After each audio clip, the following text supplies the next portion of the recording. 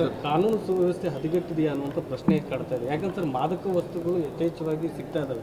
ಮಹಾರಾಷ್ಟ್ರ ಪೊಲೀಸರು ಬಂದು ಇಲ್ಲಿ ಇದು ರೇಡ್ ಮಾಡ್ತಾರೆ, ಇಲ್ಲಿ ಪೊಲೀಸರು ನಿದ್ದೆ ಮಾಡ್ತಾರೆ. ಕಾನೂನು ಸುವ್ಯವಸ್ಥೆ ಕೆಟ್ಟು ಭಾಳ ದಿವಸ ಆಗಿದೆ. ಪ್ರತಿನಿತ್ಯ ನೀವೇ ಬೆಳಗ್ಗೆ ಎದ್ದರೆ ತೋರಿಸ್ತೀರಿ, ಲೂಟಿ, ದರೋಡೆ, ಕೊಲೆ, ಸುಲಿಗೆ. ಇವತ್ತು ಮೈಸೂರಿನಲ್ಲಿ ಕೂಡ ಒಂದು ಹಗಲ ದರೋಡೆ ಆಗಿದೆ. ದಿನನಿತ್ಯ ಒಂದು ಪ್ರಕರಣ ಇದೆ. ರಾಜ್ಯ ಸರ್ಕಾರ ಇದರ ಬಗ್ಗೆ ಏನು ಅನಿಸೋದೇ ಇಲ್ಲ ಅವ್ರಿಗೆ. ದಪ್ಪ ಚರ್ಮದ ಸರ್ಕಾರ ಇದೆ. ಡ್ರಗ್ಸ್ ಅಂತೂ ಬಹಳ ದೊಡ್ಡ ಪ್ರಮಾಣದಲ್ಲಿ ಆಗಿದೆ. ಈಗ ಕರ್ನಾಟಕದಲ್ಲಿ ಡ್ರಗ್ಸ್ ತಯಾರು ಮಾಡಿ ಇಡೀ ದೇಶಕ್ಕೆ ಸಪ್ಲೈ ಮಾಡುವಷ್ಟು ವ್ಯವಸ್ಥೆ ಇಲ್ಲಿ ಕರ್ನಾಟಕದಲ್ಲಿ ಆದರೂ ಕೂಡ ಫ್ಯಾಕ್ಟ್ರಿಗಳೇ ತಯಾರಾಗಿದ್ದಾವೆ. ಮೊದಲು ಡ್ರಗ್ ತೊಗೊಂಡು ಬಂದು ಮಾರಾಟ ಮಾಡಿದ ಈಗ ಫ್ಯಾಕ್ಟ್ರಿಗಳೇ ತಯಾರಾಗಿದ್ದಾವೆ.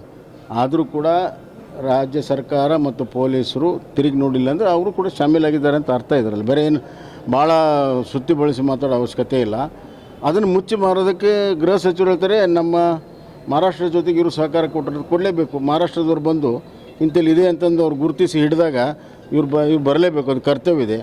ಆದರೆ ಅಲ್ಲಿಂದ ಬಂದು ಇಲ್ಲಿ ಗುರುತು ಮಾಡ್ತಾರೆ ಅಂತಂದ್ರೆ ಇವರೇ ನಿದ್ದೆ ಮಾಡ್ತಿದ್ರು. ಆದ್ದರಿಂದ ಯಾವ ಅಧಿಕಾರಿ ವ್ಯಾಪ್ತಿಯಲ್ಲಿ ಸಿಕ್ಕಿದೆ ಅವನನ್ನು ಮಲ್ಲಿ ಸಸ್ಪೆಂಡ್ ಮಾಡು. ಸಚಿವರು ಶಾಸಕರು ಕೈವಾಡ ಒಂದು ನಿಮಿಷ ಕೇಳು, ಪೂರ್ತಿ ಕೇಳಂಗಿದ್ರೆ ಕೇಳು. ಯಾವ ವ್ಯಾಪ್ತಿಯಲ್ಲಿ ಯಾವ ಡಿ ಸಿ ಪಿ ವ್ಯಾಪ್ತಿಯಲ್ಲಿದೆ ಆ ಡಿ ಸಿ ಪಿನ ಸಸ್ಪೆಂಡ್ ಮಾಡಬೇಕು, ತೆಳಗಡೆಯವರಲ್ಲ. ಮತ್ತು ಇದಕ್ಕೆ ನೇರವಾಗಿ ಗೃಹ ಸಚಿವರು ಮತ್ತು ಗೃಹ ಇಲಾಖೆನ ಹೊಣೆ.